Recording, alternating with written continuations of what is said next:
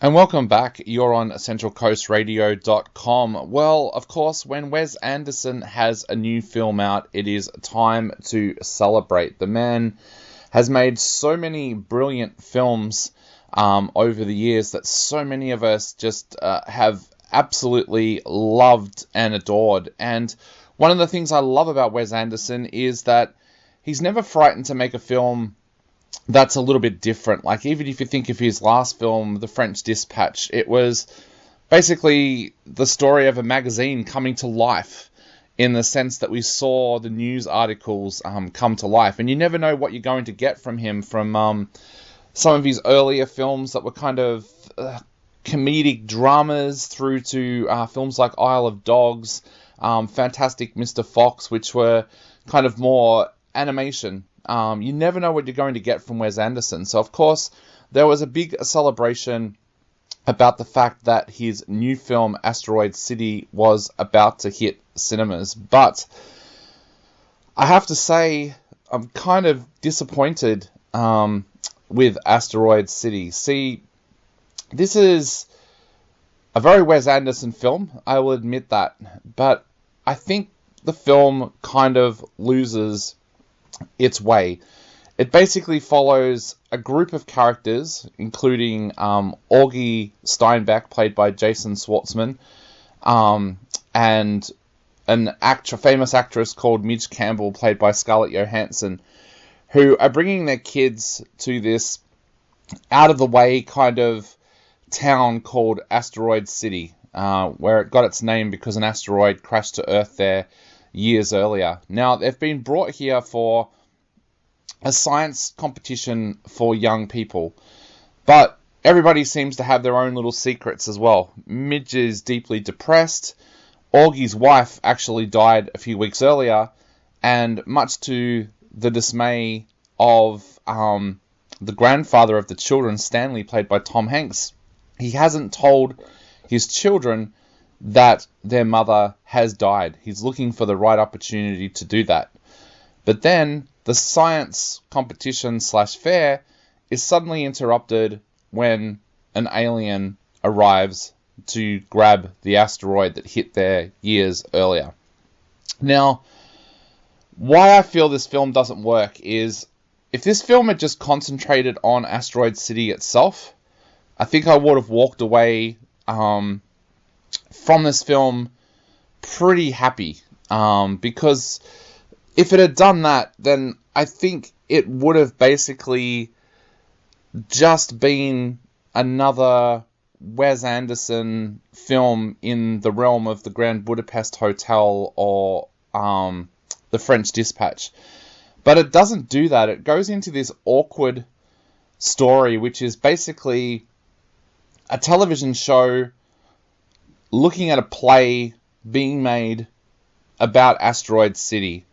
Now, I'm sure in Wes Anderson's mind that seemed like a great idea, but for me, I just found that it took me away from what I wanted to see, and that was Asteroid City and the characters that were there. There were some just absolutely bizarre scenes, one including with William Dafoe in it, that just made zero sense, and to me, it made the magic of Asteroid City disappear. I loved that story. I loved the story about these kids going to a science competition, an alien appearing, and suddenly they're all being held captive by the government because the government's trying to keep it a secret about what happened. To me, that was the story of this film, and I loved the kind of stranger characters, the stranger Wes Anderson-like characters that we had in those scenes.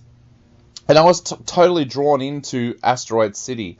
But whenever they went out of Asteroid City for this fake television show or this fake theatre production, it just ruined that magic.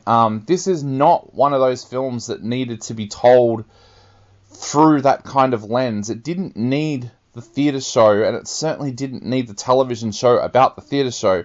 All that did was take me out of the magic of Asteroid City and reminded me that I was watching a film. I think if I'd just had the story of Asteroid City, I would have felt like I do in a lot of films where I was there in Asteroid City with these obscure kind of characters around me.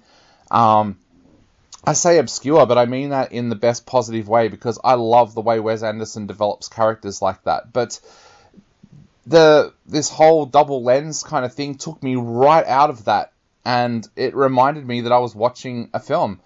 And unfortunately, I think it also kind of highlighted some of the other flaws in it as well. Like, my favorite parts of this movie were definitely little things like the Roadrunner appearing, or the conversations between the kids when they realize that they're going to be trapped there.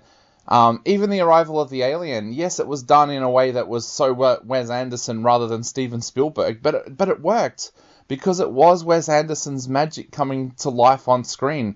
But as soon as that magic disappeared because of this theatre show within a film, it just did not work. So I'm sorry, but I'm really, really disappointed with Asteroid City.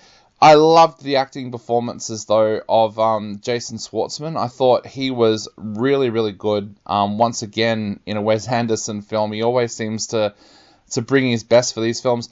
I also loved the performances of the various kids: Jake Ryan, Grace Edwards, Maya Hawke. They were all great, but look, the rest of this film just really, I don't know, it needed another rewrite. It needed somebody to say, Wes, look, mate, you don't need the theatre show. You definitely don't need the film on top of the theatre show. Let's just stick to telling the story of Asteroid City, because unfortunately the rest of it just really, really dragged down the film. So unfortunately, I have to say that for once, I'm a little bit disappointed in a Wes Anderson film. I'm going to give it 2.5 out of 5. But yeah, it's definitely not as good as some of the other films that he's made during his career.